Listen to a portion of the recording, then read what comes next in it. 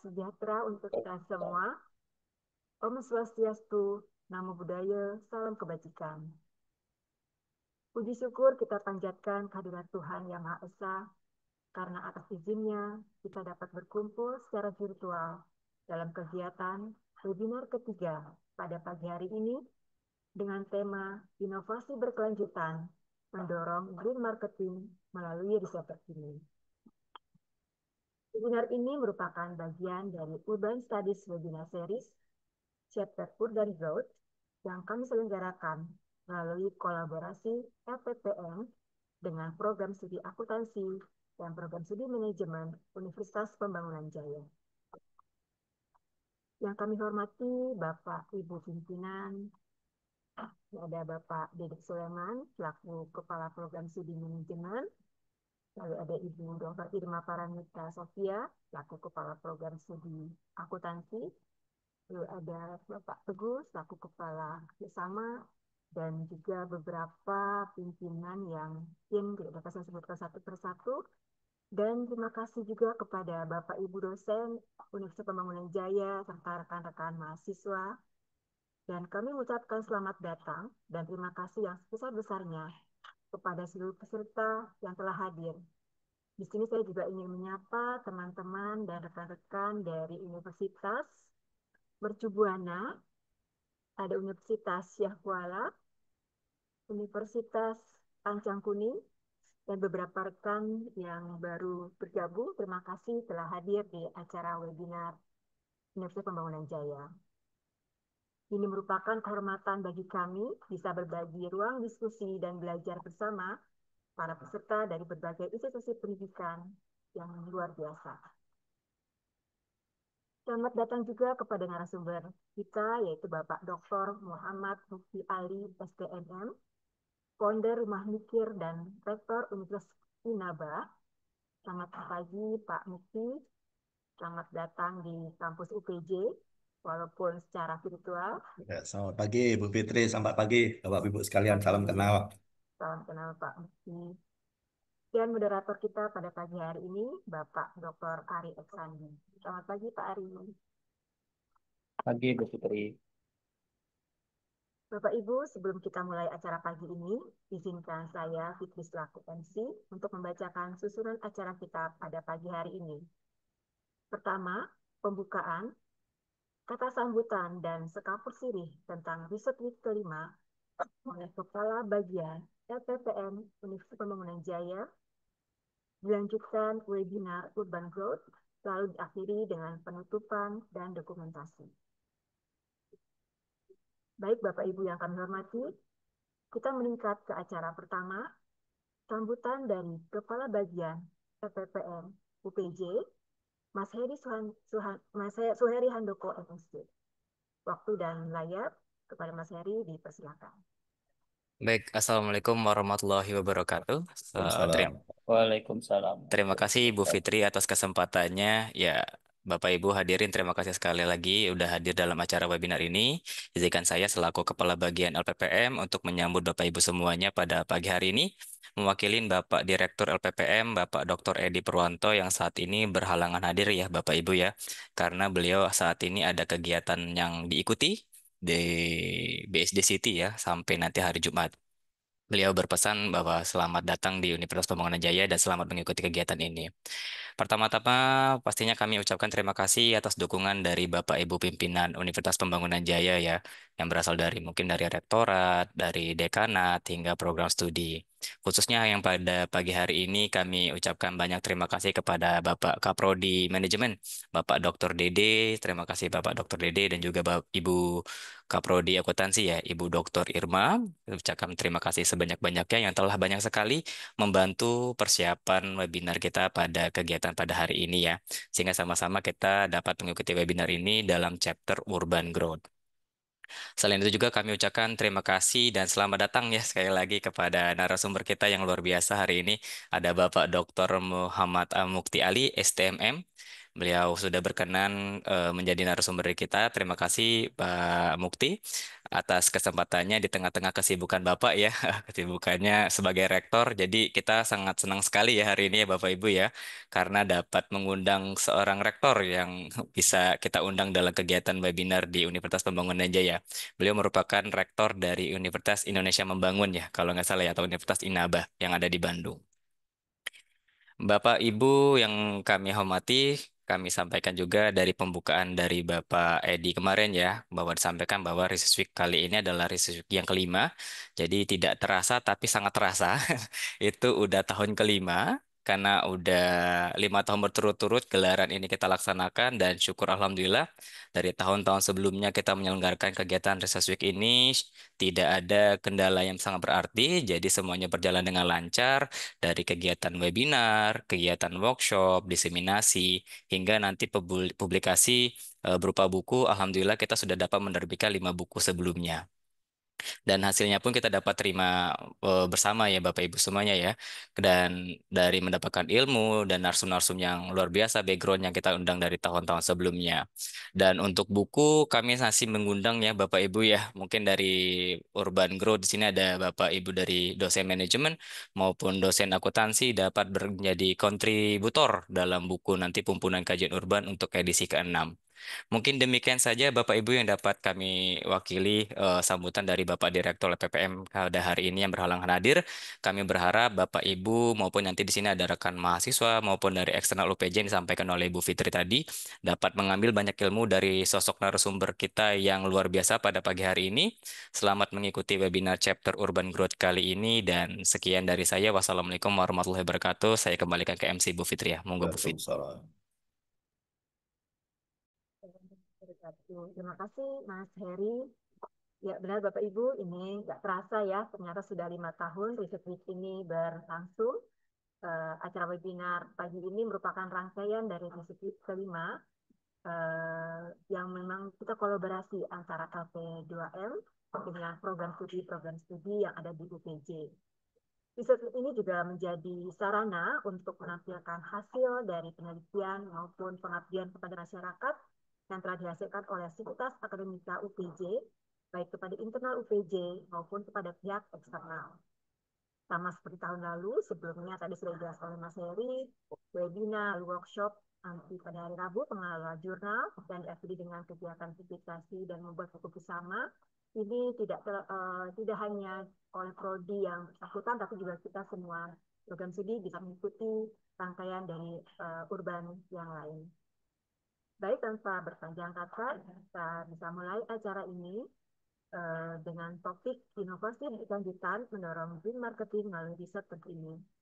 Kegiatan diskusi ini akan dipandu oleh Bapak Dr. Ari Eksandi selaku moderator dan juga selaku dosen program studi akuntansi. Pada Bapak Dr. Ari Eksandi, kami persilakan untuk mengambil alih acara. Pak Ari. Baik, terima kasih Bu Fitri atas kesempatan yang diberikan. Assalamualaikum warahmatullahi wabarakatuh. Eh, yang saya hormati, maaf, maaf ada kendala dulu di suaranya. Sebentar. Baik, Assalamualaikum warahmatullahi wabarakatuh. Waalaikumsalam. Selamat pagi dan salam sejahtera untuk kita semua. Yang saya hormati Bapak Dr. Muhammad Ali Mukti, STMM, selaku narasumber kita hari ini. Terima kasih Pak atas waktunya yang sudah berkenan nantinya menyampaikan materi-materi yang tentu diharapkan sangat memberikan banyak pengetahuan bagi kami dan peserta lainnya. Dan juga tidak lupa saya ucapkan terima kasih kepada seluruh peserta webinar yang berbahagia sudah menyempatkan waktunya untuk mengikuti kegiatan ini.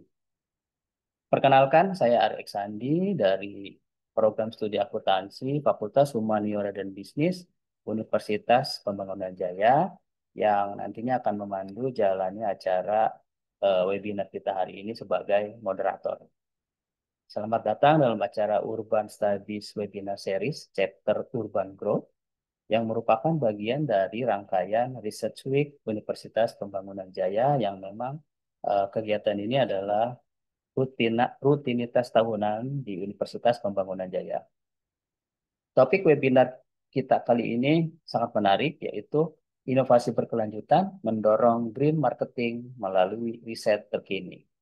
Adapun susunan acara kita hari ini, saya coba menyampaikan nantinya akan ada paparan materi oleh narasumber selama kurang lebih eh, mungkin sekitar 90 menit ya Pak, 1 jam setengah. Cukup Pak, apa kurang? Lebih itu, Oke. lebih daripada Oh cukup. lebih daripada cukup. Ya nantinya akan setelah pemaparan akan kita selingi dengan sesi tanya jawab dan diskusi tentunya ya dari Pak Mufti. Lalu nanti di sesi terakhir akan ada penutupan oleh MC sekitar pukul 11.30 sesuai dengan eh, rundown acara yang sudah ditetapkan. Izin sebelumnya sebelum kita mendengarkan paparan dari narasumber, eh, saya akan coba membacakan CV terlebih dahulu dari narasumber sebagai berikut. Izin share screen, Bapak Ibu.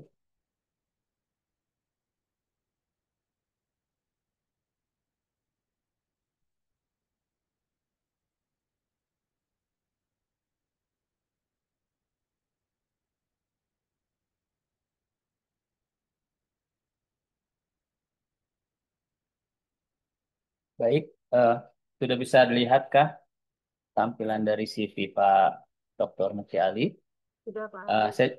saya coba membacakan terlebih dahulu eh, Bapak Dr. Muhammad Mukti Ali, eh, STMM, eh, menempuh pendidikan formal S1 di Teknik Elektro Universitas Hasanuddin pada tahun 1996, lalu menempuh Magister Manajemen di Universitas Indonesia Esa Unggul, ya Pak, betul ya, sekarang Universitas Esa Unggul, Betul, betul. tahun 2008, lalu lulus doktoral manajemen bisnis IPB tahun 2014. Eh, Beliau saat ini menjabat sebagai Rektor Universitas Indonesia Membangun atau INABA tahun 2022 sampai sekarang. Lalu juga sebagai founder Rumah Mikir, ya Pak. Dan lalu aktivitas-aktivitas sebelumnya seperti Ketua Aprodi Jabar, sampai saat ini ya Pak masih sebagai Ketua Betul. Prodi Jabar, Direktur PS DKU Universitas Inaba dan tentu masih banyak lainnya selain sebagai akademisi juga sebagai praktisi di berbagai eh, industri ya Pak dan juga reviewer ya Pak, luar biasa. Ini pembicara kita hari ini tentu sangat inline dengan materi yang akan disampaikan. Nah, sedikit biografi singkat Bapak Dr. Muhammad Mukti Ali, yaitu eh, mendapatkan penghargaan dalam bentuk profesor di bidang strategi manajemen dan pemasaran pada International Board of Standard (UBS) of the Global Academy of Finance and Management GAFM, lalu juga memegang sertifikat kompetensi nasional dan internasional. Wah, luar biasa ini sertifikatnya, Pak. Mungkin kalau dicantumkan di nama ini nggak cukup nih ya, Mas Heri ya. Untuk nggak dicantumkan ya. Tapi tentu ini sangat membanggakan ya. Lalu juga sebagai alumni pelatihan untuk pelatih Taplai Kebangsaan Lemhanas Angkatan 5. Dan tentu banyak award yang sudah didapatkan seperti pada layar yang saya share berikut ini.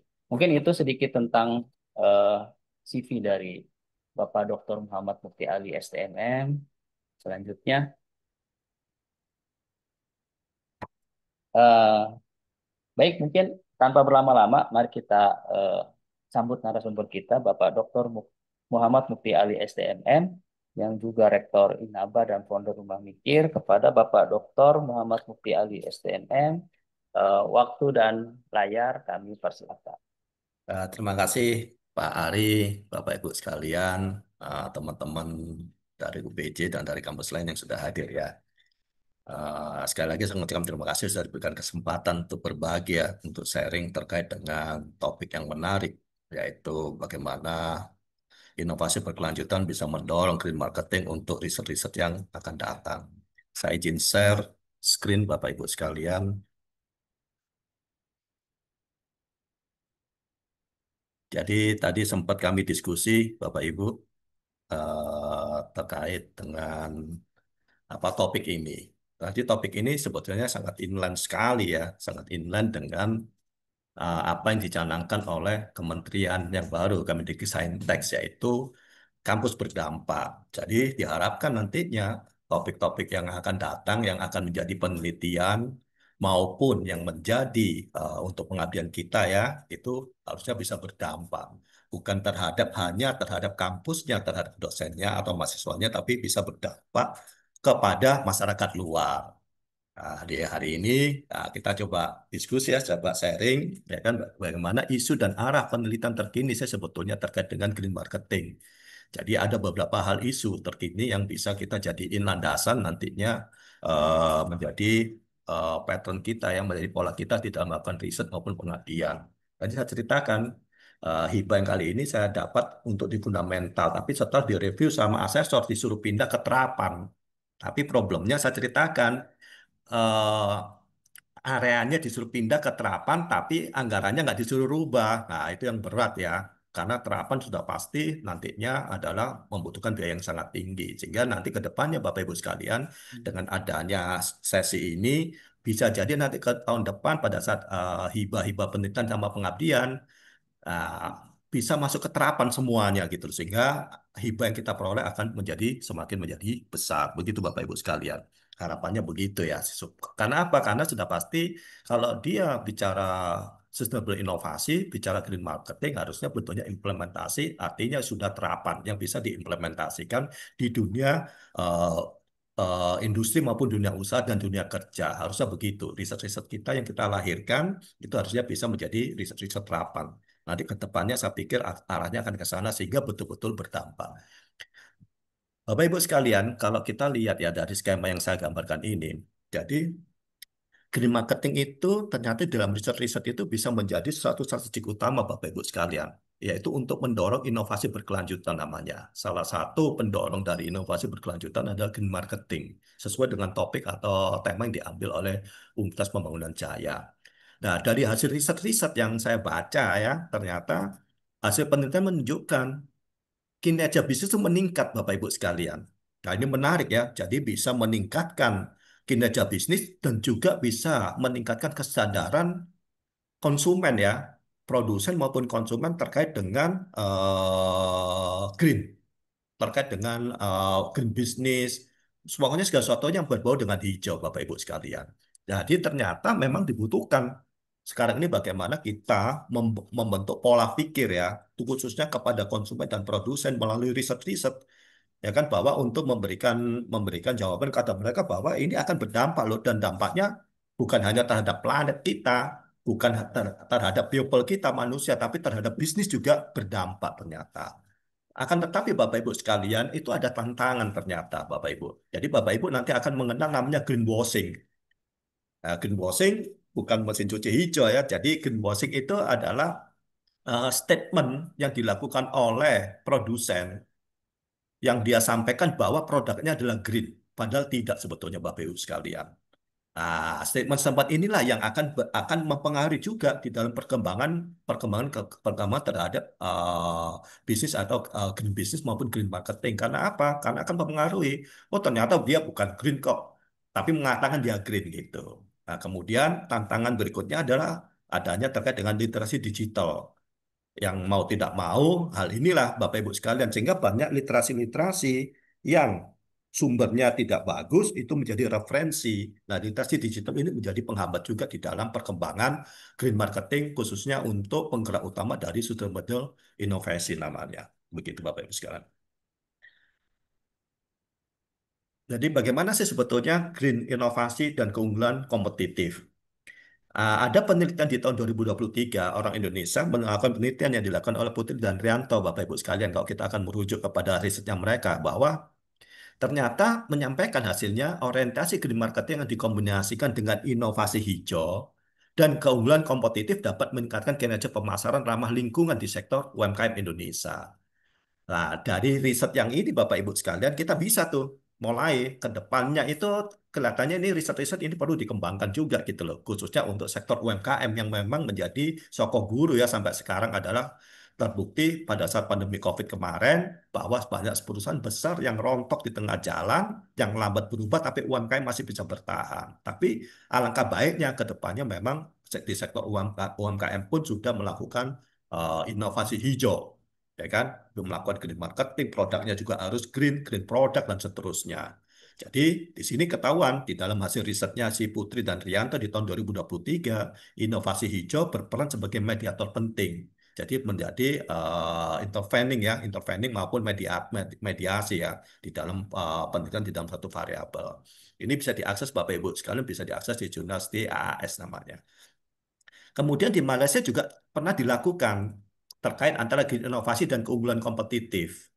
Bahwa pada saat pandemi COVID-19 juga menemukan inovasi hijau dalam organisasi dan proses dapat meningkatkan kinerja lingkungan dan sosial perusahaan, yang pada akhirnya pasti berdampak pada kinerja keuangan. Nah, menarik. Oh, ternyata sekarang itu bukan hanya ngomong bicara jualan, bukan bicara efisiensi dan seterusnya. Ternyata green inovasi bisa membangun keunggulan kompetitif, bisa meningkatkan performance dari suatu perusahaan. Baik bisa performance di dalam operasional maupun performance khususnya di bidang keuangan. Ternyata bisa. Gitu. Nah, cuma sayangnya memang itu tadi Bapak Ibu sekalian. Kenapa kok pemerintah sekarang pinginnya kampus berdampak sehingga ada alat ukurnya. Kalau ini diterapkan, benar-benar perusahaan itu bisa berdampak menjadi seperti yang ada di dalam suatu riset. Nah, ini yang tugasnya kita semua nantinya Bapak Ibu sekalian, bagaimana menghilirisasi ya, yang sekarang lagi tren di pemerintahan, hilirisasi.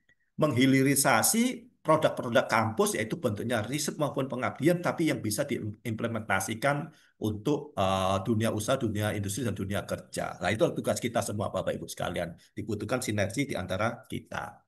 Selanjutnya, kita lihat juga di dalam hasil riset ya, peran green marketing dalam loyalitas konsumen. Ternyata memang terbukti di dalam riset-riset, yaitu strategi green marketing mencakup produk, promosi, distribusi, dan harga ramah lingkungan bisa meningkatkan loyalitas konsumen. Nah, menarik. Oh, ternyata loyalitas konsumen tidak hanya dibangun dengan brand, tidak hanya dibangun dengan promosi, tapi dengan produk dan promosi distribusi yang ramah lingkungan, itu bisa meningkatkan loyalitas konsumen ternyata, Bapak Ibu sekalian. Nah, ini penelitian dilakukan oleh Muhammadi et al. Ya, di tahun 2000 pada perusahaan ekspor makanan, menunjukkan bahwa pendekatan ini memperkuat persepsi kualitas merek di mata konsumen. Ternyata brand persepsinya meningkat dengan adanya dari hulu ke hilirnya ya, produknya juga ramah lingkungan, distribusinya ramah lingkungan, harganya ramah lingkungan, termasuk promosinya dengan menggunakan cara-cara yang ramah lingkungan, Bapak Ibu sekalian. Nah, ini beneran ini. Oh, ternyata bisa meningkatkan loh itu, Bapak Ibu sekalian. Menarik sekali ya. Artinya benar, tema yang diambil UPJ kali ini menurut saya pas, inline dengan punyanya Kementerian Saintek Dikti, yaitu harusnya kampus berdampak. Kalau berdampak sudah pasti harus bisa diimplementasikan. Tidak hanya menjadi paper, masuk di publisher, atau masuk di perpustakaan, atau menjadi, tapi bisa diimplementasikan kata kuncinya. Selanjutnya Bapak Ibu sekalian, tantangan greenwashing tadi. Ada tantangannya. Nah, greenwashing secara definisi bisa diartikan yaitu klaim palsu tentang keberlanjutan. Dan ini menjadi ancaman serius Bapak Ibu sekalian. Kepada siapa? Kepercayaan konsumen tadi itu yang saya ceritakan. Kita mengklaim, perusahaan mengklaim bahwa produknya adalah green. Ternyata tidak. Sehingga kepercayaan konsumen akan turun, sehingga makin tidak percaya. Nah, ini diteliti oleh si Hopner tahun 2023. Ada 5 mekanisme greenwashing yang digunakan perusahaan untuk menyesatkan publik. Nah, ini ada 5, Bapak Ibu sekalian. Jadi, kemudian apa yang dibutuhkan? Akhirnya diperlukan regulasi yang ketat dan transparansi dalam komunikasi pemasaran menjadi kunci untuk mengatasi masalah ini. Digunakan literasi digital. Tadi itu, kalau literasi digitalnya itu isinya adalah hoax yang mengatakan bahwa ini produk green marketing, tapi kenyataannya tidak, dan itu membawa efek yang tidak bagus terhadap perkembangan dari sustainable inovasi, khususnya di dalam green product, green marketing maupun green yang lainnya, Bapak Ibu sekalian. Nah, inilah tantangan kita, bagaimana kita nanti ke depannya mulai bisa melakukan riset penelitian kepada objek yang kita teliti yang betul-betul memang harusnya dia green product atau dia bikin green financial betul-betul. Jadi tidak mengklaim dirinya produk itu bahwa green product atau green marketing atau green finance dan seterusnya. Di sini kata kuncinya teman-teman semuanya. Bahwa greenwashing ini yang terjadi, banyak sekali terjadi yang menyebabkan perkembangan dari sustainability inovasi khususnya di dalam bidang hijau yang ramah lingkungan ini terhambat. Begitu ceritanya teman-teman semuanya. Kemudian bagaimana kita mengintegrasikan green marketing di dalam era digital yang saat ini? Ya kan, kita udah paham bahwa digitalisasi menawarkan peluang besar untuk green marketing. Ini apa berdasarkan dari hasil riset oleh Widya dan Widodo tahun 2023 bahwa bahwa terdapat kesenjangan dalam pemanfaatan media digital untuk mempromosikan produk ramah lingkungan. Artinya ada kesenjangan, ada gap di dalam mempromosikan produk-produk yang ramah lingkungan melalui digital media. Begitu, teman-teman semuanya. Ini yang dilakukan oleh Widya dan Widodo di tahun 2023. Sehingga apa? Sehingga kurang strategis sekali ya efektivitas di media sosial dan platform digital lainnya menjadi tantangan yang perlu kita atasi bersama. Khususnya yang saat ini saya sampaikan di depan bahwa bisa jadi nanti beredar di sosial media dan seterusnya klaim-klaim greenwashing tadi itu teman-teman. Saudara, tugas-tugas kita lah seorang ilmuwan, seorang akademisi yang bisa membanjirinya sosial media itu terkait dengan literasi digital terkait green marketing tapi yang beneran gitu loh. Jadi kok produknya kalau kita mau ngangkat ya produk itu memang betul-betul harus green produk. Terus kalau ada kegiatan distribusi dan seterusnya di dalam operasional dia harusnya betul-betul green apa supply chain, green distribution namanya. Kemudian termasuk keuangannya juga dia betul harus betul green financial gitu teman-teman semua. Sehingga nggak bisa kita sembarangan sehingga kita membuat suatu tulisan tapi ternyata itu nggak green. Nah, itu yang akan menyebabkan kepercayaan konsumen, kepercayaan masyarakat akan turun terhadap dengan adanya green inovasi namanya. Kemudian bagaimana peran pendidikan lingkungan dalam mendorong konsumsi hijau? Nah, sudah dilakukan oleh Brito Sandoval dan Torres Guevara di tahun 2022 melakukan tadi bagaimana pentingnya pendidikan lingkungan dalam membentuk perilaku konsumen muda.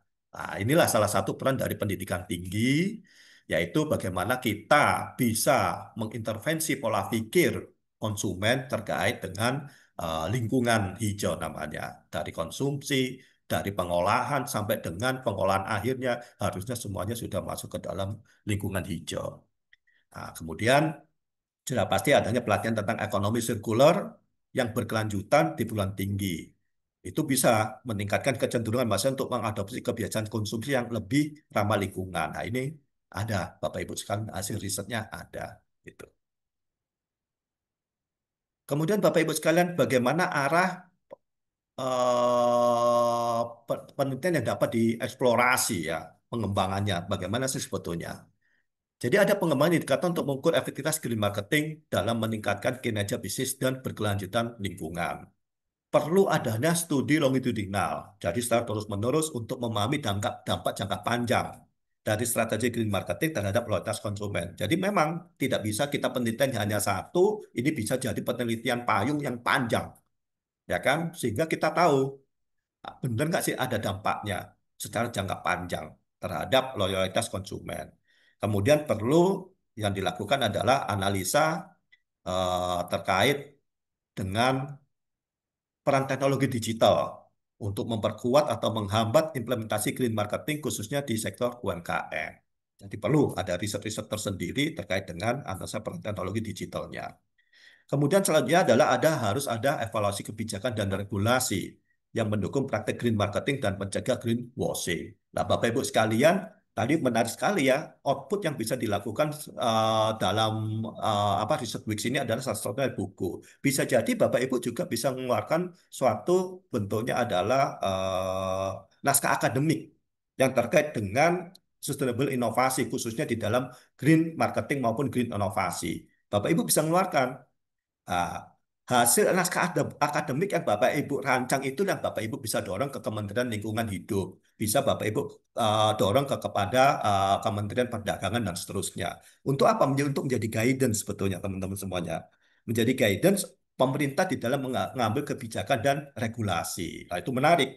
Jadi outputnya benar-benar berdampak. Saling menjadi buku, tapi ada output satu yaitu naskah akademik yang mengatur terkait dengan green product, green marketing green inovasi. Bisa dari sisi manajemen, bisa jadi dari sisi keuangan, dan seterusnya. Nah, Bapak Ibu bisa merumuskan itu. Bentuknya adalah naskah akademik nantinya Bapak Ibu sekalian, yang Bapak Ibu bisa keluarkan sebagai output dari Research Week yang kali ini yang sedang diselenggarakan.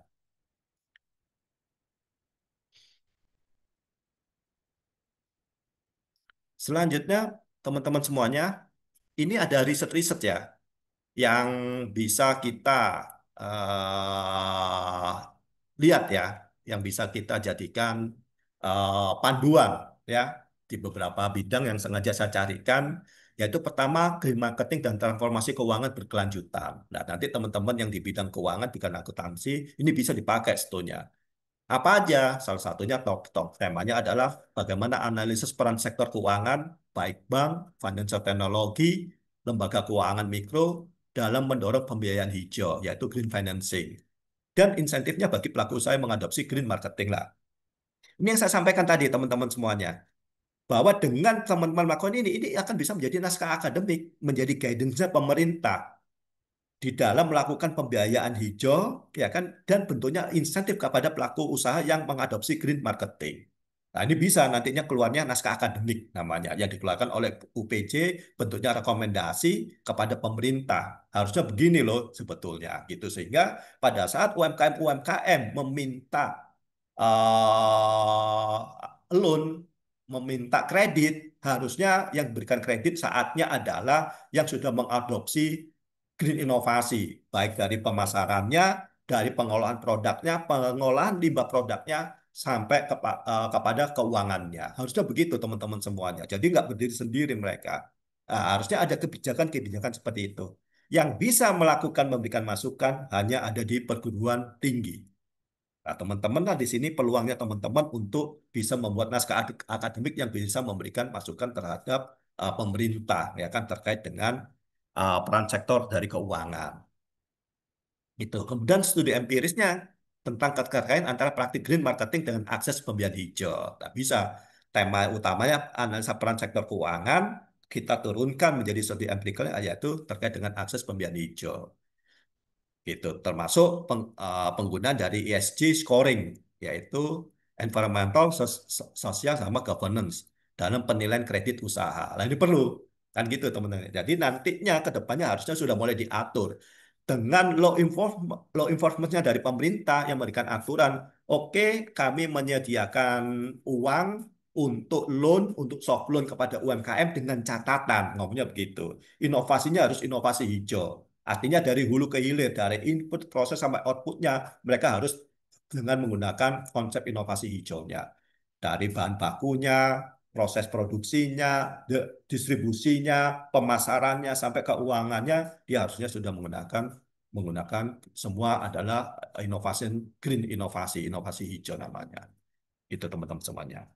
Kemudian sudah pasti evaluasi efektivitas produk keuangan berlanjut seperti green bonds, ada green sukuk, green loans dalam mendorong perubahan perilaku pemasaran perusahaan menuju praktek ramah lingkungan. Nah, sekali lagi teman-teman semuanya, ini kesempatan peluang bagi teman-teman semua termasuk di tempat kami juga bagaimana merumuskan suatu naskah akademik yang terkait dengan green inovasi sebetulnya. Sehingga pemerintah mempunyai gambaran yang utuh. Karena yang didengar biasanya sama pemerintah itu orang akademisi untuk yang berbicara untuk menyampaikan. Nah, itu bisa menjadi peluang untuk Pembangunan Jaya yang sudah menginisiasi hari ini ya dengan melakukan research week-nya khususnya di sustainable inovasi untuk green marketing. Kemudian bagaimana mengimplementasikan green marketing di sektor UMKM. Nah, ini karena kita sebagai dosen melaksanakan Tridharma, Dharma 2 pendidikan, Dharma 3-nya pengabdian, sudah pasti ini bisa kita tarik karena kita untuk di sektor UMKM bentuknya adalah kepada pengabdian. Itu teman-teman semuanya. Selain dibentuk penelitiannya. Jadi nanti pada saat hibah pengabdian, harusnya isu-isu ini yang kita bawa, kita masukkan bisa di fundamental, bisa di ilmu terapannya, supaya hibah-hibah itu membiayai teman-teman untuk melakukan riset-riset terkait dengan green inovasi ya, mau di marketing, di finance, dan seterusnya, khususnya untuk di sektor UMKM. Itu teman-teman semuanya. Jadi kajian tentang kapasitas dan kesiapan UMKM untuk mengadopsi strategi green marketing. Nah, ini perlu dikaji. UMKM kita sudah siap belum dan seterusnya. Untuk mengkaji itu butuh anggaran. Nah, itu bisa dibuat dalam proposal supaya kita mendapatkan hibahnya, termasuk hambatan biaya jumlahnya dan seterusnya. Kemudian bisa membuat suatu model yang kita turunkan. Setelah kita bisa mengkaji, kita membuat modelnya. Model bentuk pemberdayaan UMKM berbasis komunitas dan ekosistem hijau. Nah, yang menarik nih. Nah, ini bisa dilakukan juga. Yaitu di dalamnya termasuk peran inkubator bisnis dan pemerintah daerah dalam mendorong inovasi ramah lingkungan. Kemudian pengaruh green labeling dan sertifikasi hijau lokal seperti SNI, Eco Label, dan atau eco-label hijau terhadap keputusan konsumen dalam membeli produk UMKM. Itu bisa diteliti juga. Apakah betul bahwa kalau produk-produk itu sudah bersertifikasi hijau, yaitu eh, eco-label hijau ya, green untuk produk-produk hijaunya, ramah lingkungan, benar nggak bahwa keputusan konsumen itu terpengaruh oleh produk itu tersebut. Itu teman-teman semuanya.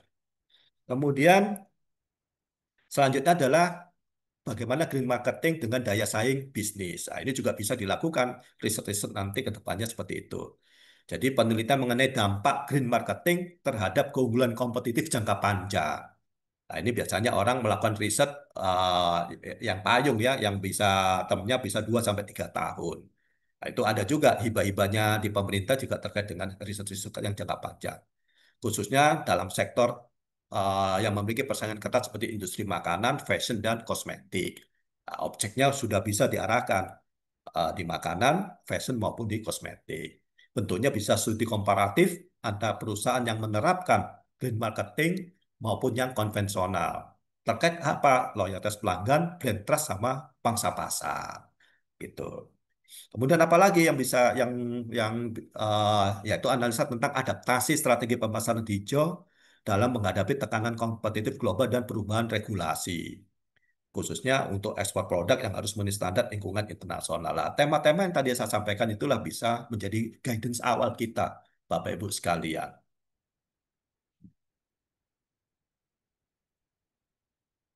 Ini saya mencoba Bapak Ibu sekalian. Nanti saya kasih tahu bagaimana saya mencoba ini menggunakan IE, yaitu salah satu IE untuk memapping jurnal-jurnal yang sudah ada. Terus IE itu akan membantu kita untuk merumuskan topik-topik terbarunya.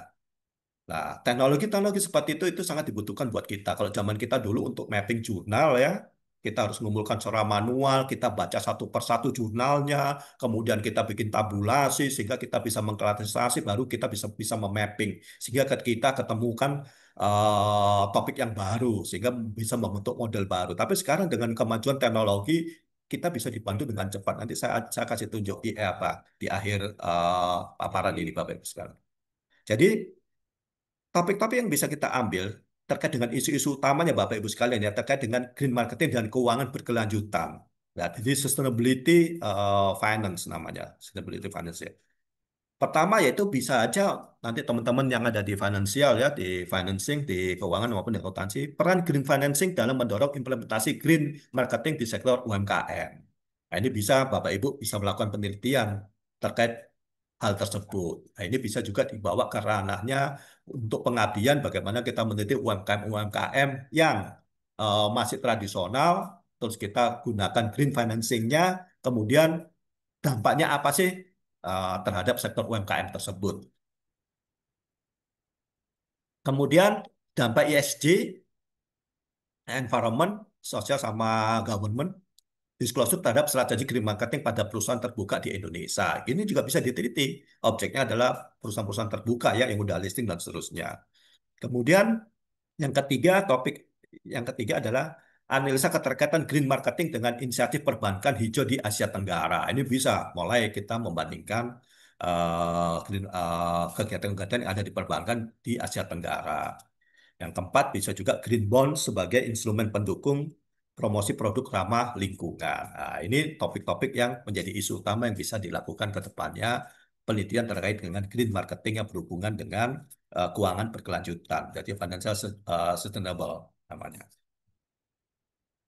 Kemudian saya lanjutkan terkait dengan green marketing dan digitalisasi. Ya, ini biasanya orang-orang manajemen bisa melakukan ini. Jadi pemanfaatan media sosial sebagai alat edukasi dan promosi green marketing di era digital. Ini bisa dilakukan riset penelitiannya.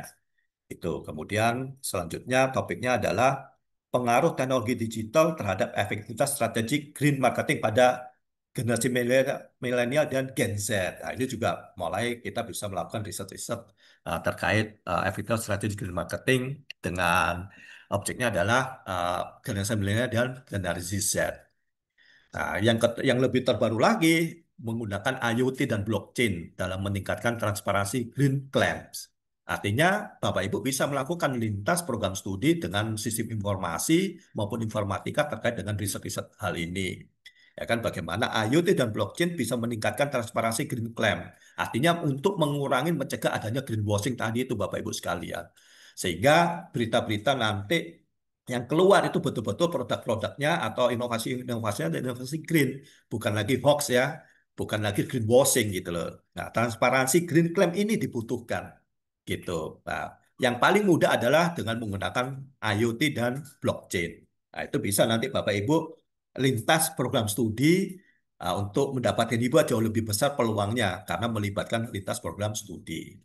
Kemudian untuk orang-orang marketing ya, di manajemen bisa melakukan riset terkait strategi green influencer marketing, yaitu studi kasus di industri kosmetik ramah lingkungan. Nah, bisa tuh kita mulai karena sekarang ini kan kalau orang bicara hanya baru bicara influencer marketing yang biasa, yang tradisional. Harusnya sudah saatnya green influencer marketing. Artinya memang dicari endorser atau influencer yang memang dia sangat memahami terkait dengan green product. Sehingga membantu kosmetik Kak Wardah yang mengaku ya, Kak Wardah udah mengaku bahwa dia salah satunya adalah green product di dalam kosmetik. Nah, itu bisa di-influence atau di-endorse dengan orang-orang yang mempunyai knowledge terkait dengan green produknya. Sehingga disebutlah green influencer marketing namanya, teman-teman semuanya. Kemudian terkait dengan green marketing dan loyalitas konsumen. Nah, ini yang bisa dilakukan penelitiannya adalah dampak persepsi green marketing terhadap loyalitas konsumen di industri retail. Nah, ini bisa, teman-teman bisa melakukan riset ini dengan topik seperti ini. Kemudian bisa juga peran etika lingkungan dalam meningkatkan brand trust produk hijau. Nah, ini juga bisa dilakukan penelitian tersebut. Nah, ini yang menarik ya, yang nomor 15 yaitu greenwashing versus green trust. Analisa strategi komunikasi pemas hijau yang efektif. Nah, bagaimana kita memerangi greenwashing ya, sehingga menimbulkan green trust-nya ya kan dengan strategi komunikasi pemasaran hijau yang efektif. Jadi strategi komunikasi green marketing yang efektif yang bagaimana. Nah, riset-riset inilah yang ke depannya itu menjadi apa topik-topik isu-isu yang menarik untuk dilakukan penelitian yang sesuai dengan goal-nya dari kementerian yaitu kampus berdampak. Itu selanjutnya green marketing terhadap daya saing global. Tak bisa green marketing sebagai strategi diferensiasi dalam persaingan industri global. Bisa juga adaptasi strategi green marketing dalam menghadapi regulasi ekspor berbasis lingkungan dan juga bisa pengaruh green inovasi terhadap keunggulan kompetitif perusahaan multinasional di pasar ASEAN. Selanjutnya, topik yang berkaitan dengan green marketing dan regulasi lingkungan. Ini juga bisa dilakukan risetnya, yaitu implikasi regulasi pemerintah terhadap perilaku green marketing di sektor industri, kemudian analisa kebijakan publik dan insentif fiskal terhadap adopsi green marketing. Nah, ini teman-teman semuanya yang ke-20 ini sangat diperlukan. Karena sekarang ini pemerintah kurang memberikan insentif terhadap suatu kegiatan. Contoh yang paling mudah, dengan adanya carbon capture. Bagaimana pemerintah usahanya untuk mengurangi polusi, memberikan insentif terhadap perusahaan-perusahaan yang melakukan carbon capture, artinya yang bisa menangkap karbon, ya kan, terus kemudian dibeli per kilonya, diberikan insentif bentuknya. Harusnya di dalam kebijakan fiskalnya pemerintah juga bicara terkait dengan green product, sehingga orang-orang mau melakukan untuk mendapatkan insentif tersebut. Nah, inilah tugas akademisi yang tadi saya sampaikan di awal untuk membuat suatu naskah akademik terkait dengan green inovasi yang harusnya ujung-ujungnya ada kebijakan dari pemerintah dan insentif fiskal terhadap pelaku-pelaku green. Jadi nantinya UMKM mau melakukan, perusahaan-perusahaan mau melakukan karena punya insentif. Itu bisa dilakukan hanya oleh akademisi yang bisa menekan pemerintah bisa melalui dengan seminar, konferensi nasional, kemudian membuat suatu bentuk naskah akademik yang diberikan kepada pemerintah sebagai guidance. Bagaimana caranya pemerintah mengeksekusi, mengeluarkan kebijakan publik namanya terkait dengan green inovasi, teman-teman semuanya. Ini teman-teman semuanya yang saya sampaikan. Ini saya buat dengan IE untuk memapping. Jadi bagaimana green marketing saya kaitkan dengan small medium enterprise atau UMKM, kemudian saya kaitkan dengan financial. Nah, muncul ternyata teman-teman semuanya.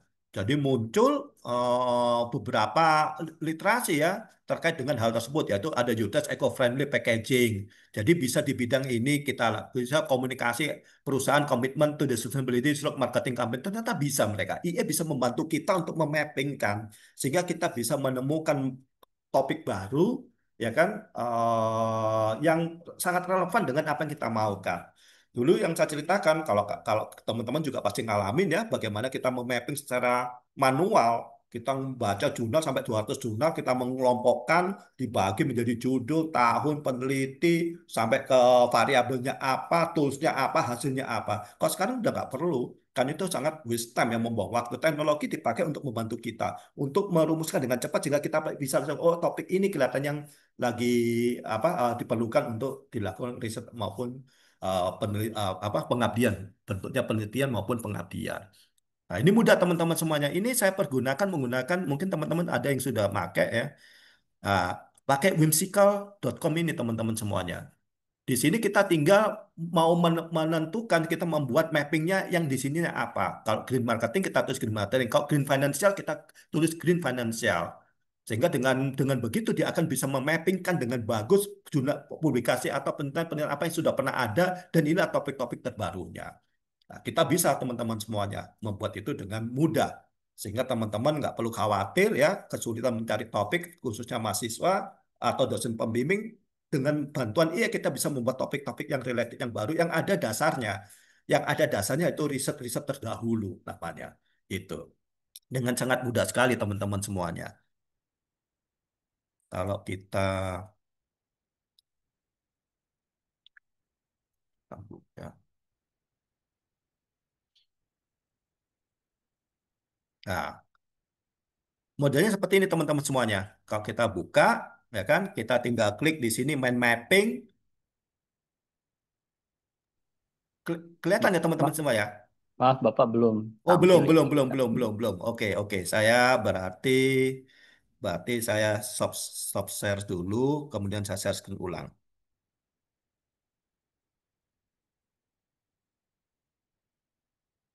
Nah, ini teman-teman semuanya. Jadi kita tinggal milih nanti di sini. Jadi kalau ini mind mapping, saya buat di sini, saya bisa ketik di sini. Misalkan eh financing, green financing gitu ya. Green financing. Nah, nanti saya ikutkan dengan apa di sini keduanya gitu. Jadi misalkan green financing dengan sustainable, Sus atau SME ya, small medium enterprise gitu kan. Nah, nanti di sini muncul. Sorry, sebentar. Sini,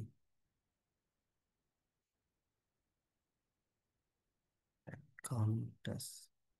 Nah, ini. Nah, langsung muncul dia nantinya. Nah, begitu teman-teman. Ada green financial reverse to the process, muncul sendiri dia. Oh, ya. Nah, muncul sendiri dia green green apa? Nah, muncul hasilnya seperti green financial reverse to the process to raising fund for the environmental muncul sendiri. Tinggal kita mau kaitkan dengan apa gitu. Nah, muncul dia. Nah, ini menarik teman-teman semua. Ternyata IF bisa membantu kita dengan cepat. Kita, oh ada small medium enterprise can access green financial to support their effort in developing economic friendly product or services. Nah, bisa. Kalau ini saya mau kaitkan lagi dengan hal yang lain, saya bisa tambahkan teman-teman semuanya. Saya kaitkan dengan yang lain, misalkan small medium, terus saya kaitkan dengan higher education, misalkan gitu ya. Oke, nah, saya tinggal klik di sini. Kemudian saya tinggal langsung muncul teman-teman semuanya. Nah, dia masih proses, nah, langsung muncul. Muncul. Kalau dengan pendidikan tinggi, bicara green financing refer to proses raising fund untuk project, terus muncul dia. Nah, teknologi inilah yang harusnya kita mulai pergunakan teman-teman semuanya. Untuk apa? Ya untuk untuk kemudahan kita di dalam melakukan riset dengan cepat ya, topik-topik apa yang lagi hits, karena kalau kita harus ngumpulin 200 jurnal baca, kemudian kita mapping, nah itu take time. Teknologi ini yang bisa membantu kita untuk menemukan, oh ternyata terkait dengan judul ini, temanya ini loh yang bisa kita pakai dan seterusnya. Kurang lebih begitu teman-teman semuanya. Silakan kalau ada mau ditanyakan untuk diskusi ya. Nggak perlu 1,5 jam ya Pak Ari ya. Gitu ya. Karena saya yakin teman-teman Ya, juga. Silakan, silakan. baik, baik Bapak. Terima kasih pada Pak Dr. Ahmad Mukti Ali atas paparan yang sangat insightful dan membuka wawasan kita terkait riset green marketing ternyata bisa dikaitkan pada berbagai rumpun keilmuan lain atau eh, topik-topik yang memang sesuai dengan kebutuhan apa yang dicanangkan pemerintah yaitu riset yang berdampak seperti itu ya Pak. Baik, mungkin dari para peserta webinar silakan jika ada yang ingin ditanyakan atau didiskusikan silakan eh, raise hand atau chat di kolom komentar mungkin. Oke, sambil menunggu Pak mungkin eh, saya ingin bertanya Pak terkait tadi yang disampaikan ya Pak. Eh, Jika Bapak melihat bahwa eh, green marketing ini kan sebenarnya adalah sebuah inovasi ya Pak ya, inovasi yang tujuannya untuk bagaimana suatu entitas itu mampu menjalankan usahanya secara berkelanjutan gitu ya Pak ya. Nah, terkait di bidang pemasaran hijau nih Pak, apakah sudah menjadi prioritas nyata di kalangan pelaku usaha atau masih sekedar jargon dalam menyentuh praktik bisnis atau maksudnya apakah green accounting ini cuma untuk bahasanya marketing gitu Pak, memberikan daya tarik kepada konsumen. Bagaimana Pak menurut pandangan Bapak? Ya, bagus sekali ya pertanyaan dari Pak Arif. Teman-teman semuanya, tadi tadi tadi yang seperti yang saya paparkan, ya banyak sekali orang-orang mau mengaku-ngaku bahwa produknya atau proses apapun dia adalah green sebetulnya. Padahal itu green washing sebetulnya. Nggak begitu. Ya, Produknya belum tentu. Dan memang kenyataannya masih lemah sekali khususnya di Indonesia ya. Pelaku-pelaku usaha yang mau menerapkan green inovasi namanya. Lemah sekali. Karena apa tadi? Karena peran pemerintah tidak membuat kebijakan tidak ada insentif apapun itu ya rendah insentifnya teman-teman semuanya tidak ada perlakuan khusus kepada perusahaan-perusahaan yang melakukan green inovasi dari proses input, proses dan outputnya yang menggunakan green inovasi yang akan mendapatkan insentif. Beda dengan carbon capture kemarin. Carbon capture itu begitu di bluffing mendapat insentif akan dibeli. Nah, semua orang ya, berlomba-lomba. Meskipun sekarang pun itu hanya kalau di Indonesia, mohon maaf ya Bapak Ibu sekalian ya, trennya naik habis itu turun ya, habis itu hilang gitu ya. Karena tidak ada konsistensi komitmen memang dari pemerintah untuk mengawal itu dengan terus-menerus. Salah satu yang bisa yang mengawal adanya kebijakan yang bentuknya hanya law enforcement harus menekan, tapi harus ada punishment dan insentif yang diberikan. Kalau orang tidak melakukan green produk, tidak melakukan green inovasi, punishmentnya apa? Tapi kalau orang melakukan, insentifnya apa? Itu yang menjadi problem. Nah, selama ini kok saya perhatikan yang bisa menekan itu hanya akademisi sebetulnya perguruan tinggi Bapak Ibu sekalian. Di sinilah peran Bapak Ibu semuanya nantinya bisa membuat ya, tadi itu naskah akademik. Naskah akademik dibawa nantinya bisa diundangkan nantinya oleh DPR legislasi ya gitu kan sehingga itu menjadi acuan. Sekarang kan enggak kan Pak? Dulu apa yang paling mudah kantong plastik. Beberapa mall udah nggak pakai Pak ya. Tapi beberapa ya, minimarket juga masih pakai. betul Pak. Lah kan, padahal dulu gencar-gencarnya tuh. Nah, ya repotnya di bangsa kita sendiri, Pak, di negeri kita ya masih keterkaitan antara bisnis dan seterusnya. Dan whatever lah ya, tapi kita orang akademis kan nggak mau begitu. Nah, salah satu cara yang paling bagus adalah bagaimana riset-risetnya teman-teman semuanya sekarang harusnya menuju ke arah sana. Sehingga banyak sekali literasi yang bisa dibaca pemerintah, yang dibaca oleh pengusaha. Oh, ternyata ini berdampak loh. Yang dikhawatirkan perusahaan kan begini, Pak. Kalau kami melakukan green marketing, benar nggak penjualan saya meningkat? Apakah kosnya yang meningkat? Jangan-jangan kosnya yang meningkat gitu loh, ya kan? Nah, tapi Ya, ada beberapa riset mengatakan enggak berdampak kok, performance keuanganmu jadi bagus dan seterusnya, gitu kan? Nah, tapi kan orang masih khawatir karena itu makanya kita perlukan riset-risetnya dosen-dosen yang membanjirin pengetahuan para pengusaha bahwa ada dampaknya kok. Meskipun jangka panjang gitu Pak ya, kan nggak mungkin dampaknya jangka pendek lah. Problemnya di Indonesia kan hitungannya jangka pendek kan Pak. Ini yang kemarin didiskusikan menarik terkait hilirisasi smelter. Bagaimana semua pengusaha Indonesia tidak mau membangun smelter. Karena dampak pendeknya rugi Pak. Dia akan untung jangka panjang. Begitu China membangun smelter, semua orang protes. Kan bingung kan Pak. Kalian ya, pengusaha Indonesia dikasih kesempatan nggak mau bangun, giliran orang luar lagi bangun kalian protes. Kenapa kok harus China yang bangun? Kok bukan ternyata enggak Pak? Ternyata memang kalau dihitung orang-orang tuh beli suka jual bahan baku, bahan mentah karena profitnya tinggi dan jangka pendek, short term. Jadi cash flow uangnya bagus, tapi kok bangun smelter Pak? Break even point-nya itu panjang. Tapi sekarang China masuk membangun smelter semua protes gitu loh. Lah, itu tadi konsistensi insentif itu yang perlu dilakukan. Itu yang jadi problem ya, di Indonesia. Kurang lebih gitu, Pak Ari, Pak Ari. ya, baik Pak Dokter, Pak Dokter Muti Ali. Eh, jadi memang perlu dari pemerintah sendiri ya ketegasan dan konsistensinya dalam implementasi green marketing ini. Betul. Baik Pak, ini sudah ada yang raise hand ya. Yang Siap. pertama dari Pak Muhammad Jen Saleh, mungkin silakan langsung ditanyakan. Baik, Pak Jen, terima silakan Pak kasih Jen. Pak Ari. Selamat pagi Pak Mukti Ali. Salam. Ya, saya dengan Muhammad Zain Saleh. Saya dosen di jurusan Manajemen Universitas Pembangunan Jaya. Menarik seperti apa yang disampaikan oleh Bapak, namun saya ngelihat dari perspektif atau sudut pandang yang lain, apakah itu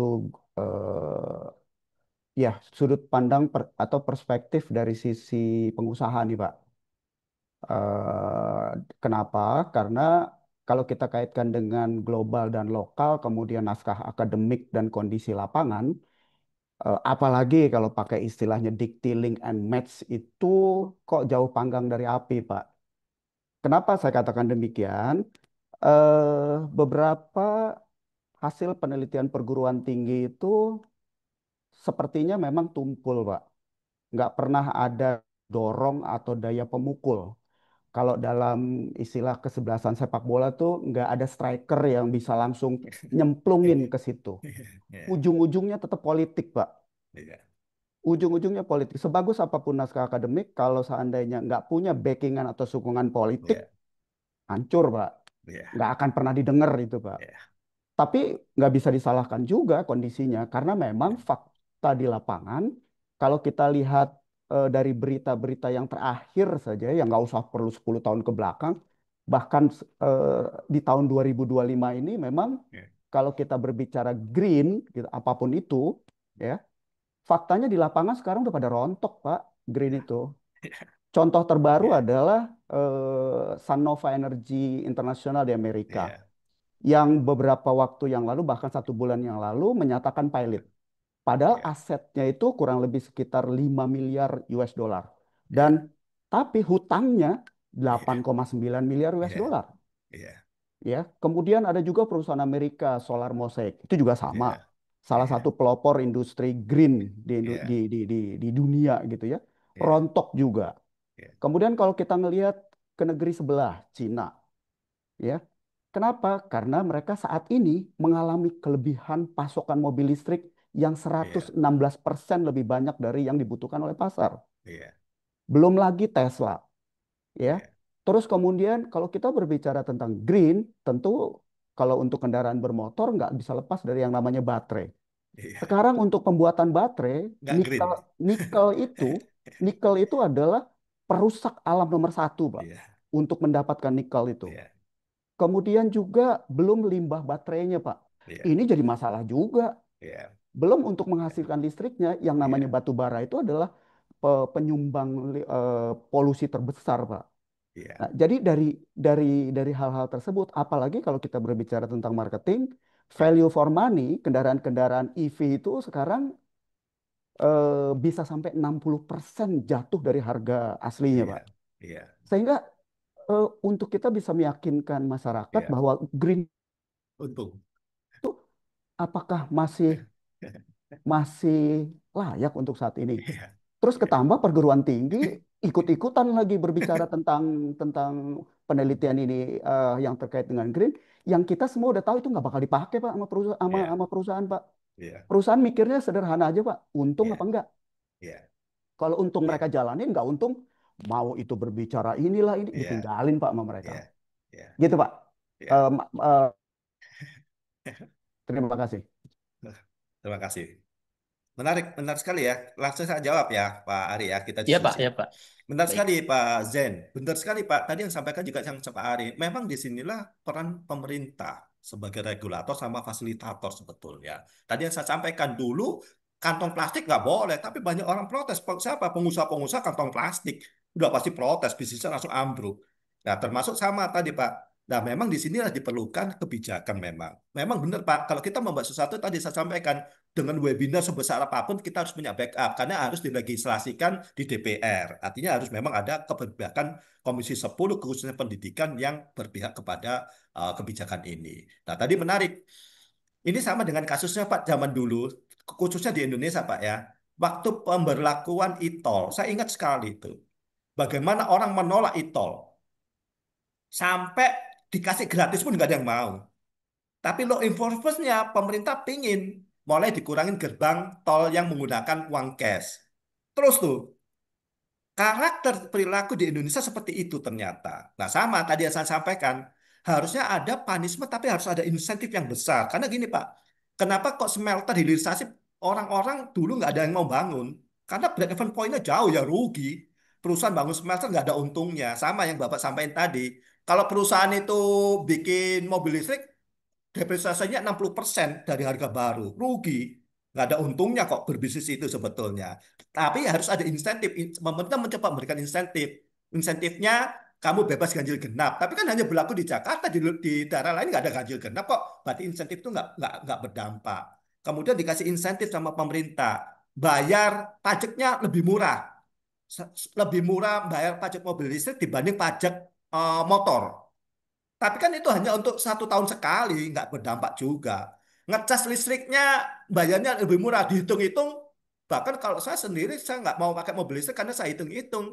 Ternyata bensinnya masih lebih murah pakai bensin dibanding bayar listrik.